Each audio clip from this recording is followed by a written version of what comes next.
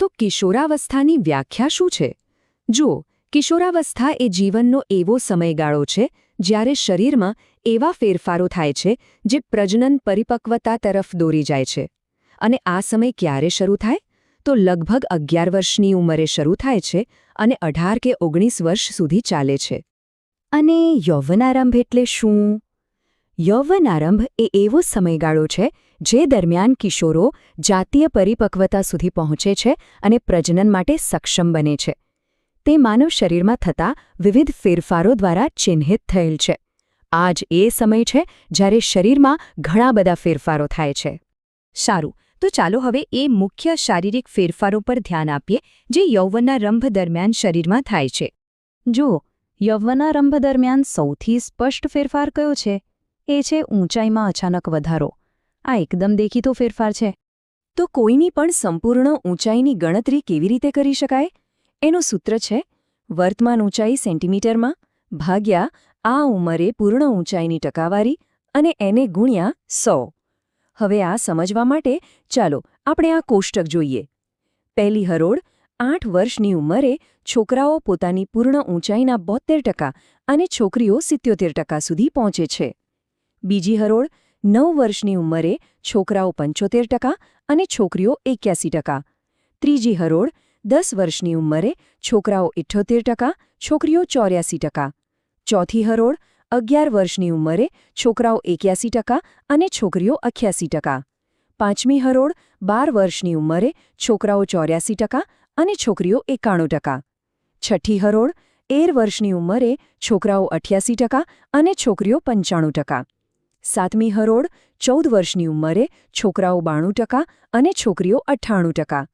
આઠમી હરોળ 15 વર્ષની ઉંમરે છોકરાઓ 95% અને છોકરીઓ 99.5%. નવમી હરોળ 16 વર્ષની ઉંમરે છોકરાઓ 98% અને છોકરીઓ 100% સુધી પહોંચી જાય છે. 10મી હરોળ 17 વર્ષની ઉંમરે છોકરાઓ 99.5% અને છોકરીઓ 100%. અને છેલ્લે 11મી હરોળ 18 વર્ષની ઉંમરે છોકરાઓ અને છોકરીઓ બંને 100% ઊંચાઈ પ્રાપ્ત કરી લે છે.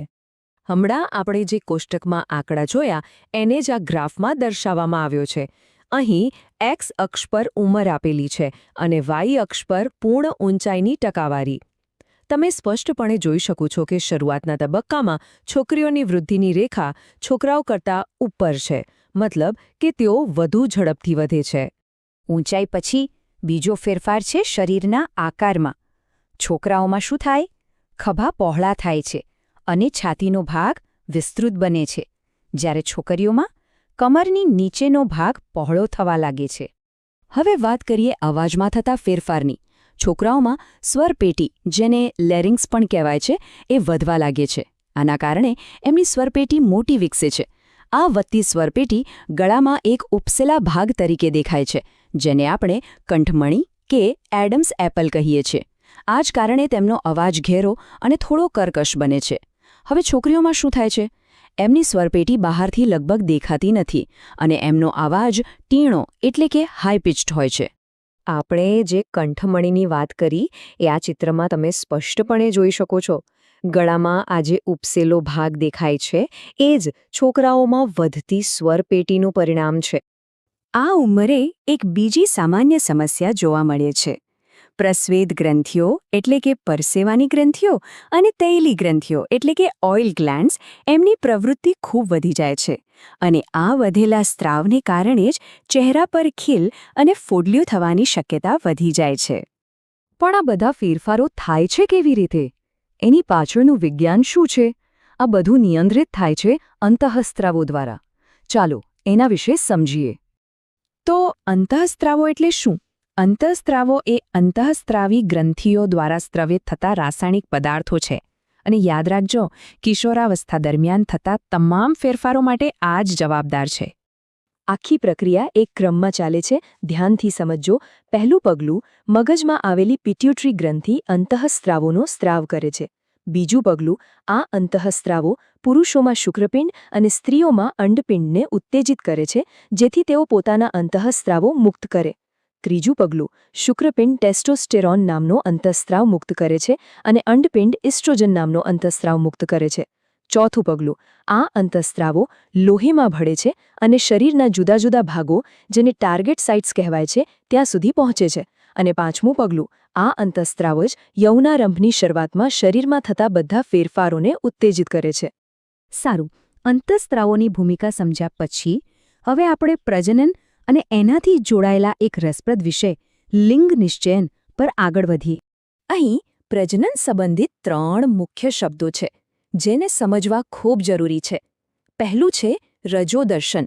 આ એટલે કે પ્રથમ ઋતુસ્ત્રાવ, જે યૌવનારંભ સમયે શરૂ થાય છે.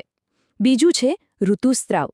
આ ગર્ભાશયની દિવાલ અને તેની રક્તવાહિનીઓના તૂટવાની પ્રક્રિયા છે, જે લગભગ દર 28 થી 30 દિવસમાં એકવાર થાય છે. અને ત્રીજું છે રજોનિવૃત્તિ. આ ઋતુસ્ત્રાવ બંધ થવાની પ્રક્રિયા છે, જે સામાન્ય રીતે 45 થી 50 વર્ષની ઉંમરે થાય છે. હવે લિંગ નિશ્ચયન કેવી રીતે થાય છે એ સમજીએ. બધા જ મનુષ્યોના કોષોના કેન્દ્રમાં 23 જોડ રંગસૂત્રો હોય છે. યાદ રાખજો, 23 જોડ. આમાંથી 2 રંગસૂત્રો લિંગી રંગસૂત્રો હોય છે, જેમના નામ છે એક્સ અને વાય. આ એક્સ અને વાય રંગસૂત્રોમાં જ સ્ત્રી અને પુરુષ વચ્ચે તફાવત છે. સ્ત્રીમાં 2 એક્સ રંગસૂત્રો હોય છે, એટલે કે XX, જ્યારે પુરુષમાં 1 એક્સ અને 1 વાય રંગસૂત્ર હોય છે, એટલે કે XY. આનો અર્થ એ થયો કે સ્ત્રીના બધા જ અંડકોષોમાં હંમેશા એક્સ રંગસૂત્ર જ હોય છે, જ્યારે પુરુષના શુક્રકોષોમાં અડધા શુક્રકોષો એક્સ રંગસૂત્રવાળા હોય છે અને બાકીના અડધા વાય રંગસૂત્રવાળા હોય છે. તો બાળકનું લિંગ કોણ નક્કી કરે છે? આ ચિત્ર પરથી સ્પષ્ટ છે, કારણ કે માતા પાસેથી તો હંમેશા એક્સ રંગસૂત્ર જ આવે છે.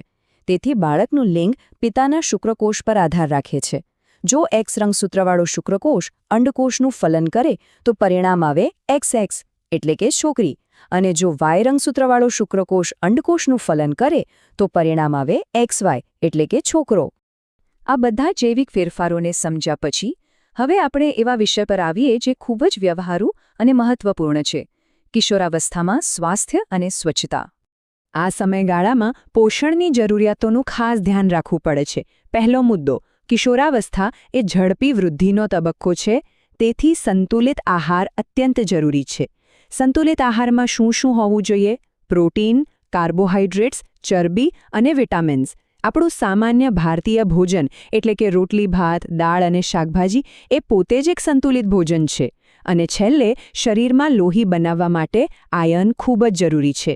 આ માટે પાંદડાવાળા શાકભાજી, ગોળ, માંસ અને આમળા જેવા આયર્નથી ભરપૂર ખોરાક લેવો જોઈએ. પોષણની સાથે સાથે વ્યક્તિગત સ્વચ્છતા અને શારીરિક વ્યાયામ પણ એટલા જ જરૂરી છે. આપણે જોયું કે પરસેવો વધુ થાય છે, તેથી દૈનિક સ્નાન કરવું ખૂબ જ જરૂરી છે. કોઈપણ પ્રકારના બેક્ટેરિયલ ચેપથી બચવા માટે શરીરના બધા જ ભાગોને સ્વચ્છ રાખવા આવશ્યક છે. અને હા, શરીરને ફિટ અને હેલ્ધી રાખવા માટે નિયમિત ચાલવું, રમવું અને બહારની રમતો રમવી જોઈએ. અને હવે એક અત્યંત ગંભીર વાત: નશીલા પદાર્થોને હંમેશા ના કહો. યાદ રાખજો, નશીલા પદાર્થો વ્યસનકારક હોય છે. જો એને એકવાર લેવામાં આવે તો વારંવાર